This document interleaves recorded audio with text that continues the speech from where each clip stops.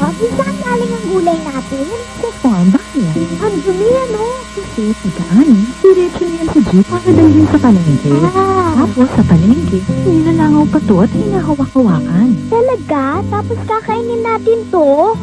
Kaya huhugasan muna natin sa fit. Kahit mukhang natanggal na ang dumi, meron pa ring germs na di kayang alisin ng tubig lamang. Germs na maaring pagmulan ng diarrhea at cholera.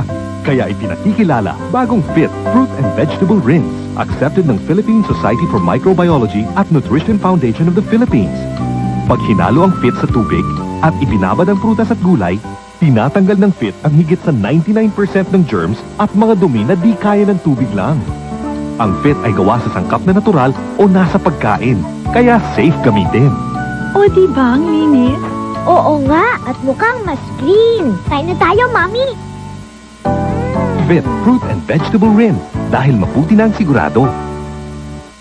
Sa patuloy naming pagbibigay ng serbisyong may kabuluhan at kahulugan, inspirasyon namin ang inyong mga pagsusumikap at mga pangarap.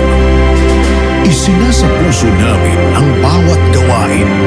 Isinasadiwa namin ang bawat layunin. Dahil para sa inyo, pusilak ang aming bithiin.